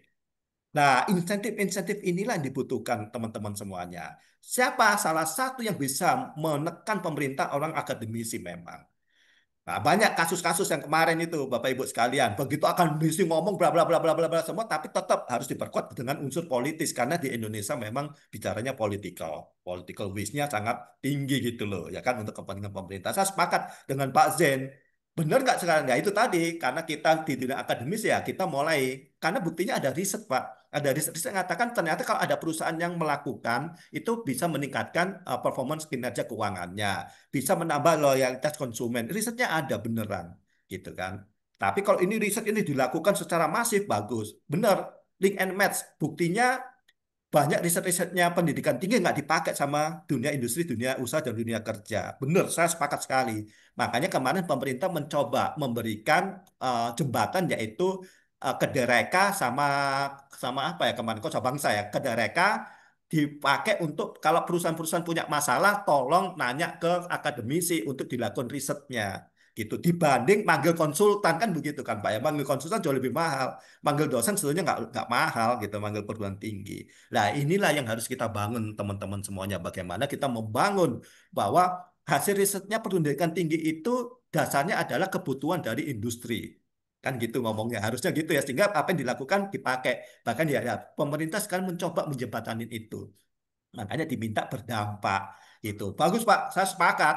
Jauh Pak. Ini kalau saya ngatakan ya green green ini proses jauh karena dulu udah dimulai dari kantong plastik ya kan, tapi hanya sampai sebatas kantong plastiknya, tapi produknya belum tentu green. Bikin baterai itu merusak lingkungan, nggak green juga prosesnya nggak bukan green proses nggak dilakuin. Makanya itu yang dibilang dengan greenwashing. Pak Zen, ya kan? Ngakunya green, tapi di dalam prosesnya ada nggak greennya? Harusnya kan green itu dari input, proses sama output harus green. Semuanya gitu. Saya sepakat, Pak Zen. Kalau kayak gitu itu teman-teman soalnya. Baik, Pak Pak Dr. Muhammad Mukti Ali. Selanjutnya dari Pak Teguh Prasetyo. Silakan Pak Teguh. Ya, terima kasih. Eh, terima kasih Pak Mukti Ali. Saya tertarik dari sisi tadi greenwashing ya Pak Mukti. Karena selama ini ada persepsi di masyarakat bahwa green product itu boleh lebih mahal gitu ya. Jadi ketika sebuah produk dilabeli green Green. product, terus merasa wajar lah kalau harganya lebih mahal gitu kan. Ya, Nah, persoalannya adalah tadi fenomena greenwashing. Jadi eh, kembali juga kepada masalah perlindungan konsumen kalau saya ingin melihat dari sisi iya. konsumennya. Siapa ini yang harus melindungi konsumen dari eh, fenomena greenwashing tadi sehingga konsumen tidak harus membayar lebih mahal untuk sesuatu yang sebenarnya eh, tidak konkret begitu. Maksudnya memang prosesnya tidak menjadi lebih mahal dan seterusnya. Ya, apakah misalkan saya nggak tahu ya Pak Mutiali ya. Dulu ada Yayasan Lembaga Perlindungan Konsumen ya YLKI, YLKI YLKI. gitu kan. Ya. Nah, saat ini kok tidak ada suara ya terkait dengan hal tersebut gitu sehingga produsen kesannya produsen boleh mengklaim apapun, konsumen dirugikan seperti apapun, ya sudah itu nasibnya konsumen, kesannya seperti itu, kesannya seperti itu ya. Saya juga setuju bahwa dari sisi kebijakan memang mungkin belum sepenuhnya sesuai ya dan mungkin itu juga tadi yang diharapkan oleh Pak Mukti Ali bahwa kita di eh, apa institusi akademik perlu menjadi pendorong atau kalau dalam Iya. bahasa Pak Zen tadi yang ikut mendobrak lah Iya, gitu ya iya, iya. supaya kebijakan itu bisa Iya, lebih cepat iya, dilakukan. Nah, ini iya. bagaimana melihat hal tersebut, Pak Mukti Ali, antara kepentingan konsumen, kemudian kecenderungan produsen, tentu tidak semua, saya juga tidak ingin menggeneralisasi ya, tetapi eh, beberapa produsen mungkin melihat green marketing, kemudian green product ini sebagai opportunity mereka untuk mendapatkan keuntungan lebih besar dengan melakukan greenwashing begitu ya. Iya, Yang kemudian kan kerugiannya bukan semata-mata dari sisi konsumen, tapi dari tujuan produk-produk yang berorientasi kepada sustainability itu kan jadi tidak tercapai, Pak Mutiali ya. Jadi produknya sebenarnya tidak sepenuhnya green, tapi iya. diklaim green, konsumen membayar lebih mahal dan seterusnya. Nah ini kira-kira bagaimana ya Pak Mutiali ya kalau melihat dari dua dua sisi tadi dari Iya, sisi konsumen, produsen, dan tentu saja pengawasan yang bisa dilakukan. iya. Terima kasih. Ya, terima kasih Pak Teguh. Nah, benar sekali ya, yang disampaikan Pak Teguh sama Pak Jen ada relatednya. Itu tadi Pak, kembali Pak ya. Banyak sekali produk-produk yang mengaku green, ternyata enggak memang. Gitu loh. Tadi yang sampaikan Pak Zen, banyak ngomongnya green tapi prosesnya nggak green juga gitu loh. Nah, tadi memang tetap bagaimana Pak peran pemerintah memang di mana-mana peran pemerintah. Bagaimana pemerintah harus melakukan aturan yaitu bagaimana bentuknya punishment dan reward. Kalau di Panistok kan nggak mungkin, masih harus ada reward insentif yang diberikan. Karena ini kan menyangkut produk, begitu menyangkut produk inovasi, menyangkut ke konsumen sebagai pengkonsumsi. Yang dirugikan ujungnya konsumen. Tadi sampaikan Pak Teguh benar. Saya beli mahal karena ini green, mereka mengatakan prosesnya berbelit-belit, kosnya tinggi, makanya mahal. Begitu dibeli ternyata nggak green juga sebetulnya. YLKI nggak bisa, YLKI hanya mengatasi konsumen secara umum. Artinya ini menjadi peluang. Kalau saya lebih suka melihat opportunity. Oh, ini menjadi peluang. Bisa jadi nanti UPJ bergerak bersama beberapa kampus mengusulkan adanya satu lembaga khusus untuk masalah green yang memang khusus nanganin itu. Kalau orang ngaku itu green begitu enggak, punishment, denda dia. Harusnya ada itu, Pak. Gitu loh. Nah, itu adanya kan pemerintah saat ini udah nggak bisa kepikiran semua kan, Pak, sebetulnya. Yang bisa memikirkan akademik. Ya, pada dasar akademik mulai melakukan seminar nasional terkait dengan green, apalagi pembentukan lembaga yang khusus menangani green inovasi. Nah, itu bagus, Pak. Itu cakep tuh. Sehingga konsumen akan terjamin dia. Kalau saya beli barang ternyata dia nggak green, apalagi kalau sekarang Pak ya label label halal aja bisa dibeli gitu loh Pak. Apalagi label hanya eco label. Harusnya nanti lembaga inilah yang akan mengeluarkan betul nggak bahwa dia green product atau tidak. Harusnya begitu Pak. Sehingga masyarakat terjamin kalau saya beli mahal pun nggak masalah. Karena kan bisa dihitung Pak ya. Salah satu yang paling mudah adalah di makanan. Kalau dia prosesnya green, meskipun harganya mahal, tapi jangka panjangnya orang tuh menjadi sehat. Logikanya ke sana, Pak ya. Tapi kok dia nggak green, harganya murah, tapi dia akan masuk rumah sakit. Rumah sakit biayanya jauh lebih mahal dan seterusnya. Tapi kembali, tadi saya sepakat dengan Pak Teguh, harusnya ada lembaga khusus sama dan itu bisa diusulkan oleh pendidikan tinggi, Pak. Jadi nanti teman-teman di UPJ ini peluang nih, karena saya lihat UPJ yang mendahului nih, ya kan bicara yang lebih gencar gitu loh Pak. Ngajak beberapa kampus duduk bareng, bikin naskah termasuk bagaimana kita menjadikan suatu lembaga yang melindungi konsumen khususnya untuk produk-produk green. Dan lembaga itu kalau perlu ya diminta untuk bisa mengeluarkan sertifikat eco label.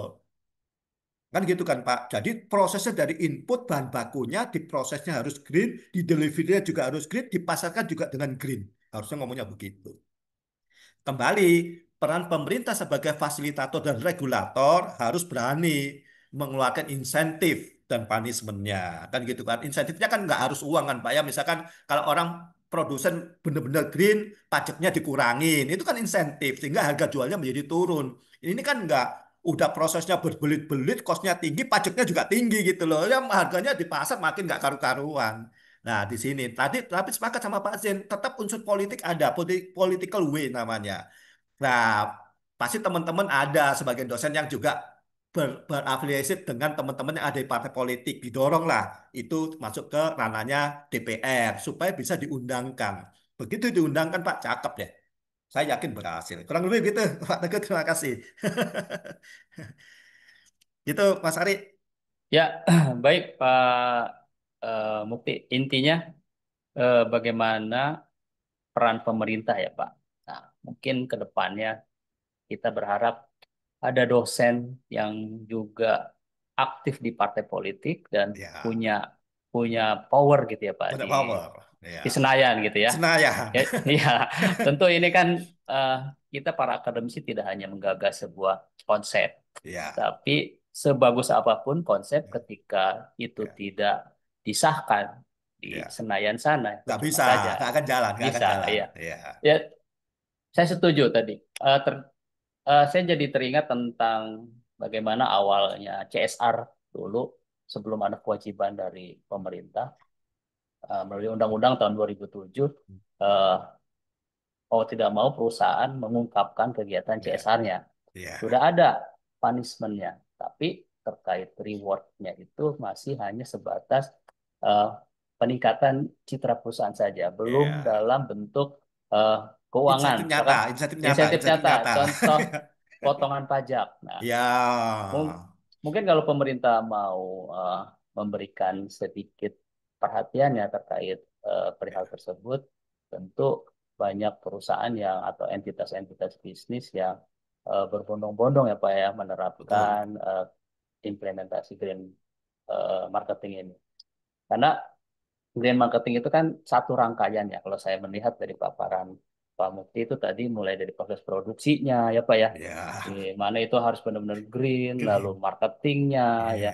Terus nanti Keuangan, bagaimana mampu melahirkan green produk. keuangan, Ya, green financing, green accounting, dan terakhir tentu produk atau buangan dari produk itu dalam bentuk limbah, dalam bentuk bungkusan, kemasan, ya.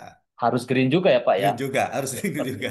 Betul. Jadi Ya, ini rangkaian yang sangat rigid dan ya, perlu adanya dukungan pemerintah. Kita di ya, akademisi sudah banyak memberikan ya, pemikiran-pemikiran yang ya, mampu ya untuk iya. berkontribusi bagi bangsa. Balik lagi ke pemerintahnya. Seperti itu ya Pak ya. Betul, betul, Baik, Pak. baik.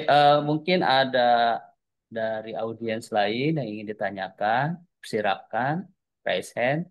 Mungkin satu pertanyaan lagi ya Pak ya. Siap, siap. Ya, satu pertanyaan lagi. Silakan. Izin Pak Ari. Ya, silakan. Ya, Dengan Oh ya, selamat Bu Irma, silakan Bu Irma. Oke. pagi Pak Mukti. Terima Pagi. kasih materinya ya. Kebetulan terkait green inovasi itu saya sudah pernah meriset Pak. Ya, dulu pada saat sekolah disertasi saya itu terkait green Oh, inovasi gitu. iya. Nah, hanya saja mungkin sudah lama tidak mengupdate terkait green inovasi ini, Ya, ya Pak. Kalau misalkan kita tadi berbicara terkait kebijakan pemerintah, gitu ya, punishment, reward, itu kan faktor eksternal, gitu ya Pak. ya, Nah, ya, kalau dari sisi faktor internal nih, dari pandangan Bapak terkait implementasi green innovation ini, ya, apakah memang tantangan terbesarnya itu masih berkisar tentang intellectual capital, Pak? Ke apa modal intelektual dari sisi perusahaan tuh bagaimana pandangan Bapak kalau ya, di masa-masa saat ini gitu ya? Karena kita kan mengenal intellectual capital, kita punya ya, modal intelektual untuk menerapkan green inovasi gitu ya, ya Pak. Jadi yang dulu saya teliti memang ada kaitan antara intellectual capital atau yang secara spesifik kita mau kecilkan lagi tuh ada green intellectual capital. Jadi ya, ya pemahaman perusahaan, modal perusahaan terkait lingkungan gitu. ya, Tapi saya ingin coba lihat apakah riset-riset terkait itu saat ini, current years ini masih update atau mungkin sebenarnya sudah banyak terjawab gitu ya Pak ya. Kira-kira seperti itu mungkin dari saya. ya. Ya, bagus, bagus Bu Irma ya. Pertanyaannya menarik sekali ya. Ternyata Bu Irma udah melakukan riset loh, ya kan? Cuma sayang jurnalnya nggak dilanjutkan gitu loh, ya kan? Risetnya hanya sebatas untuk jadi dokter, selesai deh. Harusnya jurnalnya mulai dibuat. Ini saya berikan gambaran. Kan sekarang udah ada peraturan dari pemerintah terkait dengan guru besar. Guru besar harusnya berbasis dari journey sebetulnya, ya kan? Artinya nanti Bu Irma bisa jadi guru besar terkait dengan green sustainable. Harusnya begitu. Jangan jangan ngambang, jangan ngambang, dilanjutin aja. Nah, memang betul Bapak Ibu sekalian. Sekarang ini seperti yang tadi disampaikan oleh Pak Zen ya. Banyak sekali perusahaan-perusahaan akan berhitung karena bentuknya investasi namanya. Kalau saya melakukan semuanya dengan green, produk saya menjadi mahal, cost saya menjadi tinggi, break even point, payback periodnya menjadi panjang. Jangan-jangan rugi saya. Nah, kembali lagi nanti supaya memperpendek payback period, supaya perusahaan mau melakukan investasi di bidang green, pemerintahlah di sini kuncinya sebetulnya. Tadi kalau pemerintah nggak ikut campur, ya udah problem. Ya intelek kapitalnya mereka tuh bagus, Bu. Mereka paham bahwa green butuh, tapi secara ekonomi nggak mendukung, nggak rugi dia. Jadi ekonominya lebih tinggi, kecuali kalau lembaga-lembaga nirlaba ya pasti akan melakukan dan seterusnya. Tapi kalau semua bentuknya entitas bisnis, pasti pertama kali yang dihitung ada aspek komersial dan ekonomis namanya. Ya kan? Begitu dia panjang, meskipun dia sadar, kan nggak mungkin direktur utama, presiden direktur, pemegang saham itu semua punya kapital intelektual yang sangat tinggi terkait dengan masalah ramah lingkungan. Semua sepakat itu. Tapi tadi itu, karena tidak ada insentif yang diberikan apapun dari pemerintah. Ya kan coba bayangin Bu, kalau dia bikin produk biasa misalkan dengan Rp100, dengan green proses dia menjadi Rp300, udah ada sisi 200 yang harus dengan cost-nya. Jualannya kalau dia dengan menggunakan yang tradisional Rp100 dia bisa untung 10%. Kalau dia harus meningkat jualannya akan turun. Nah, kembali memang di sini nah, hukum ekonomi memang ada ya, ada supply dan demand namanya. Kalau demand-nya kita beranjak dari demand, menurut saya terlalu lama supaya green inovasi ini berjalan. Artinya saya harus bikin sosialisasi, ngatakan ke semua orang Indonesia bahwa green product itu diperlukan supaya planet kita itu menjadi bagus. Pengusaha dipanggil, kalian harus memproduksi secara ramah lingkungan supaya planet kita nggak rusak dan seterusnya. Terlalu lama, ya kan? Tapi kalau saya ngomong pemerintah sekarang sudah ada aturan. Kalau kalian nggak melakukan ini, punishment-nya ini, dendanya sekian. Kalau kamu melakukan ini, kamu akan dapat insentif sekian. Wah itu langsung cepet, Bu. Dibanding saya harus sosialisasi membangun mindsetnya orang dari produsen dibangun bahwa butuh produk yang green dari pengusaha perlu nggak berjalan. Tadi yang disampaikan oleh Mas Ari terkait dengan CSR hanya impactnya kepada brands. Tadi di riset untuk green marketing impactnya terhadap meskipun ada impact terhadap performance perusahaan, tapi kan nggak semua orang mau itu gitu loh. Pinginnya secepat mungkin dapat untung. Emang gue pikirin kok planetku rusak. Pasti ngomong gitu kan, Bu. Nah, tadi dibutuhkanlah satu entitas yang memang khusus ngurusin green yang nantinya dia bisa bertanggung jawab kepada pemerintah terkait ngomong punishment dan insentifnya. Dua ini yang paling megang utama. Saya sepakat, Bu. Saya yakin kalau Ibu melanjutkan bisa jadi menjadi satu-satunya guru besar terkait dengan green inovasi namanya. Itu perlu.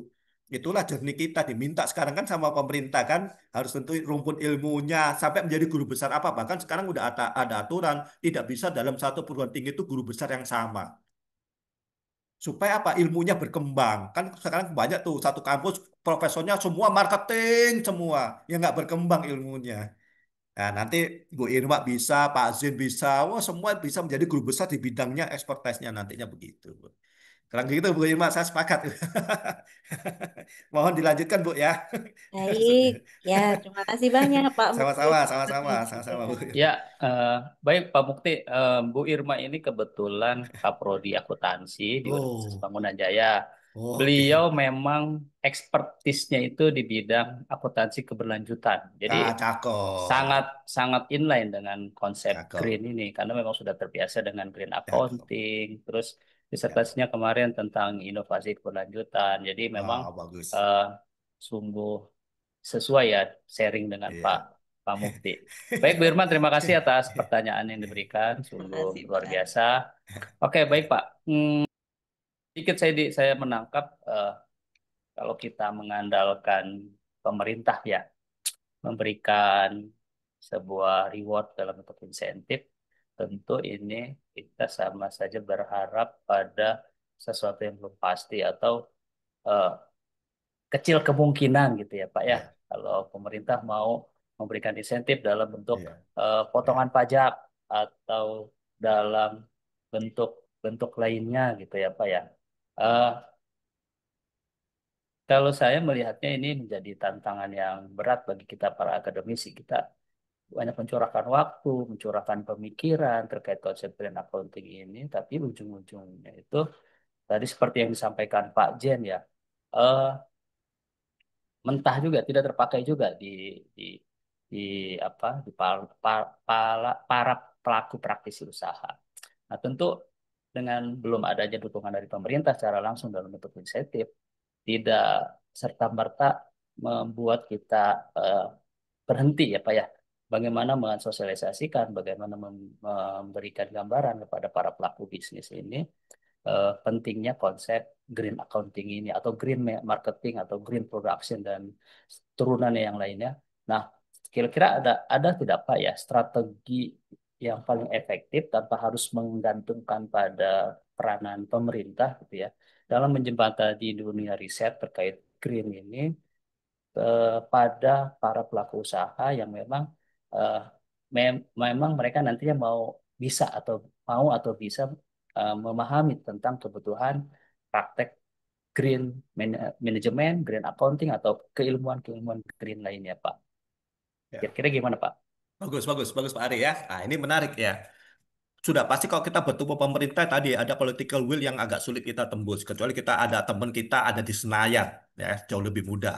Atau Betul. kita dekat dengan jalurnya TKN dan seterusnya lah ya itu jauh lebih mudah gitu. Apa yang bisa kita lakukan tetap sebagai ilmuwan kita memang diwajibkan untuk bagaimana ilmu ini berkembang khususnya di dalam green inovasi ya mau marketingnya, akunting dan seterusnya. Apa yang bisa dilakukan tadi Pak? Banyak kesempatan yang diberikan oleh pemerintah dalam bentuk hibah sebetulnya. Yang sekarang pemerintah lebih cenderung kepada pembiayaan-pembiayaan yang memang berdampak terhadap dunia usaha, dunia industri dan dunia kerja. Riset-risetnya harusnya larinya ke sana yang bentuknya lebih kepada bahwa implemented bisa diimplementasikan. Nah, ini peluang. Kalau saya sih menangkapnya, oh ini ada peluang ya sebetulnya ya. Berarti nanti kalau ada PKM, saya akan bawa judul topiknya terhadap green yang berhubungan dengan UKM untuk bisa meningkatkan brand awareness-nya, performance bisnisnya, performance keuangannya, sumber daya dan seterusnya atau produknya. Nah, ini menjadi peluang teman-teman semuanya, ya kan? Sehingga masuk masuk ke bukan fundamental lagi ya, yang tadi saya sampaikan harusnya di atasnya bentuknya, ya kan? Yang bentuknya udah implementasi, ya kan? Sehingga anggarannya besar buat kita. Disitulah kita memanfaatkan uangnya pemerintah untuk supaya green innovation ini berjalan. Nah, salah satu yang bisa itu kan cuma akademisi, kan nggak bisa swasta ngikut hibah terus bikin Ya, nggak mungkin. Nah, objek begitu dibiayai oleh pemerintah, nah, kita tinggal membidik objek penelitiannya di perusahaan mana yang kita akan bantu sehingga dengan begitu mereka nggak mengeluarkan uang, tapi dapat hasil begitu mereka jalankan, nah mereka mulai bisa menginfluence. Nah, ngomong gitu. Tadi makanya dibutuhkan salah satunya adalah green influencer. Siapa yang paling muda? Rafli Ahmad. Rafli Ahmad harusnya kalau kita Rafli ngomong dong masalah green product. Semua pasti ngikut kok Rafli Ahmad yang ngomong. Atta Halilintar dibutuhkan green influencer marketing namanya kok di bidang pemasaran. Gitu. Jadi nanti teman-teman next tahun depan karena menterinya masih sama saya yakin ya pasti programnya masih dikti berdampak hibahnya nanti tolong arahkan kepada terapan anggarannya sampai dengan 300 juta. Nah, tolong diserap anggaran itu yang bisa diterapkan dalam bentuk pengembangan dari goalnya teman-teman yaitu green inovasi. Nah, ya nanti mulai masuk ke terapan ya. Udah jangan di pemula, jangan di fundamental lagi. Masuknya ke terapan, ambil itu uangnya, gunakan untuk pengembangan green inovasi ini. Kurang lebih begitu, Pak Ari. Kalau kita nunggu pemerintah, lama, Pak. Kecuali presidennya adalah orang akademisi murni yang tahu masalah green ini. Betul, Gitu. betul. Baik Pak, setuju. Semoga nanti ada apa dari dosen khususnya ya, profesi dosen Ya, menjadi ya minimal cawapres ya Pak ya. ya, Ya Pak Wara ya. Oke. ya. Mungkin Pak Bukti ada eh, rencana ke arah sana. Nanti berkoordinasi ya Pak, kita dukung Pak. Siap, siap, tenang aja. Baik, Bapak Ibu, mungkin kita cukupkan saja sesi tanya jawab dan diskusi kita hari ini. Eh, Selanjutnya, ya, izinkan saya untuk menyampaikan ringkasan materi seminar kita pada hari ini. Yang pertama adalah green marketing pada dasarnya itu mampu meningkatkan kinerja bisnis. Eh, Lalu green marketing mampu meningkatkan loyalitas konsumen sehingga dapat mampu meningkatkan kinerja keuangan perusahaan atau entitas bisnis atau UMKM lainnya.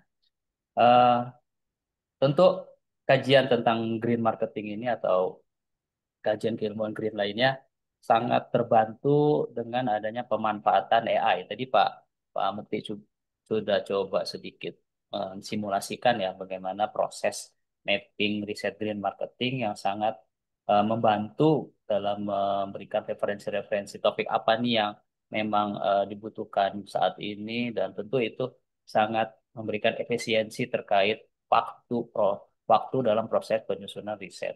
Tadi kalau tidak saya salah catat nama AI-nya adalah Whimsical ya Pak ya. Betul, Ya, betul. ya Whimsical ini saya khususnya dapat ilmu baru nih. Jadi nanti kalau mau merekomendasikan riset ke mahasiswa, udah pakai Whimsical coba ya kan. Dan itu kan Iya, turunannya banyak ya. Karena iya, tidak kita tidak bisa kita pungkiri riset-riset mahasiswa itu lagi iya, gitu ya. iya, Hanya mengulang waktu dan iya, sampel saja iya, gitu ya. iya, Temanya ya itu aja gitu iya, ya. Sudah bisa iya, diprediksi hasilnya pada dasarnya iya. seperti itu. Lalu yang bisa saya simpulkan juga terkait eh, arah penelitian green marketing ke depannya itu bagaimana pengembangan indikator green marketing sehingga indikator ini diharapkan bisa dibakukan oleh pemerintah dalam bentuk bisa peraturan menteri atau peraturan-peraturan kementerian lainnya ya sehingga mampu meningkatkan kinerja bisnis sehingga ketika kinerja bisnis perusahaan atau entitas bisnis ini mampu menghasilkan yang baik maka akan ada yang namanya keberlanjutan usaha dari perusahaan tersebut atau entitas tersebut.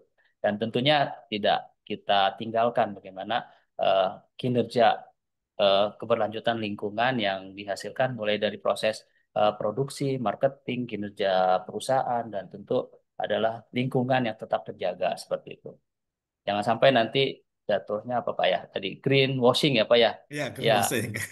Iya, ngaku-ngaku ya green ternyata ngakunya enggak. jargonnya berbicara green tapi mulai dari proses produksinya sudah tidak green Enggak seperti green. itu ya ya seperti itu lalu studi longitudinal dampak jangka panjang perlu diperhatikan ya sehingga dari proses studi longitudinal ini memperhatikan dampak jangka panjang menghasilkan loyalitas konsumen. Ketika muncul loyalitas konsumen, maka tentu nantinya produk apapun yang diciptakan oleh sebuah entitas akan mendapatkan respon positif. Iya. Nah, loyalitas yang saya tahu kan seperti itu. Konsumen akan melihat sebuah produk baru itu dengan apa ya, dengan perhatian yang dimulai dari persepsi positif, bukan ini produk apa manfaatnya. Tapi ketika ada loyalitas di dalamnya, maka eh, konsumen melihat, wah ini produk bagus sepertinya, karena sudah dimulai dari pemahaman terkait konsep green marketing seperti itu. Lalu tidak lupa peran teknologi digital, sehingga peran teknologi digital ini mampu memperkuat atau memperlemah eh, konsep-konsep green marketing dan diharapkan sangat diterapkan atau bermanfaat bagi UMKM. Karena balik lagi ke visi pemerintahan kita kali ini adalah eh, dengan satu kata yang sangat eh, memantik kita para akademisi, yaitu berdampak. Riset kita harus berdampak. Berdampak pada siapa? Langsung pada UMKM tentunya yang punya peranan penting dalam eh, ekosistem ekonomi kita. Seperti itu. Dan tentu tidak kalah penting kebijakan dan regulasi. Tetap, apapun konsepnya, secanggih apapun, ujung-ujungnya eh, peranan pemerintah yang kita harapkan dalam membantu dalam memberikan apresiasi, tidak hanya memberikan punishment, tapi ya apa ya, tidak hanya eh, galak dalam Ya. memberikan hukuman, tapi harus ada apresiasi juga. Tentu Ya. saya setuju, saya sangat setuju tadi dengan Pak Mukti ya. Potongan pajak lah ya Pak, 1% Iya. atau 2% atau 5% minimal Iya. bagi perusahaan yang mampu menerapkan konsep green ini ya dengan indikator seperti ini yang terukur, wah itu tentu sangat-sangat menjadi angin segar bagi para pelaku usaha. Mungkin itu saja yang bisa saya simpulkan, Bapak Ibu. Terima kasih Pak Muhammad Mukti Ali atas paparan yang diberikan, atas ilmu dan wawasan yang sangat bermanfaat khususnya, dan semoga juga bagi para audiens lainnya. Terima kasih juga pada seluruh peserta yang telah aktif eh, berpartisipasi dalam kegiatan webinar kita hari ini. Semoga diskusi kita hari ini bisa memberikan inspirasi dan dorongan nyata untuk mengembangkan inovasi dan praktek green marketing di lingkungan kita masing-masing. Saya sedikit mengingatkan kembali, jangan lupa untuk mengisi daftar hadiah. eh, Lalu nantinya eh, dari daftar hadir tersebut akan menjadi eh, informasi bermanfaat bagi panitia terkait sertifikat kegiatan ini. Terima kasih dan perhatiannya dari saya atas kebersamaan yang diberikan. Saya Ari Eksandi, mohon pamit undur diri. Wassalamualaikum warahmatullahi wabarakatuh. Selamat siang dan eh, sampai jumpa MC. Assalamualaikum warahmatullahi wabarakatuh. Ya, terima kasih kepada Pak Ari selaku moderator yang telah memandu jalannya diskusi pada pagi hari ini.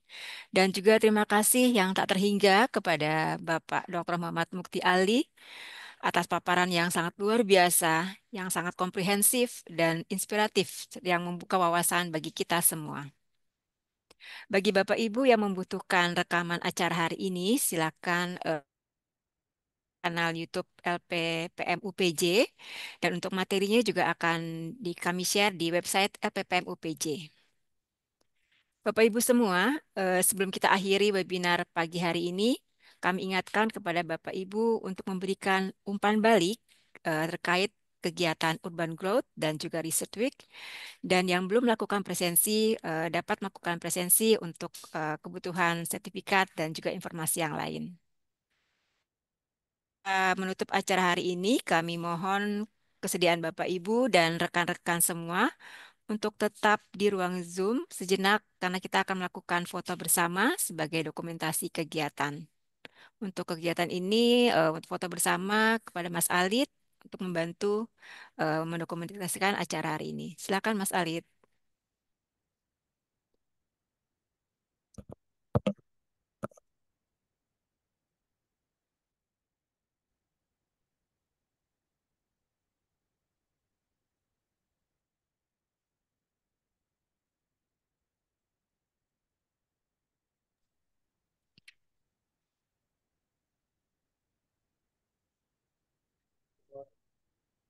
Oh ya, mungkin ada gangguan teknis, saya bantu aja.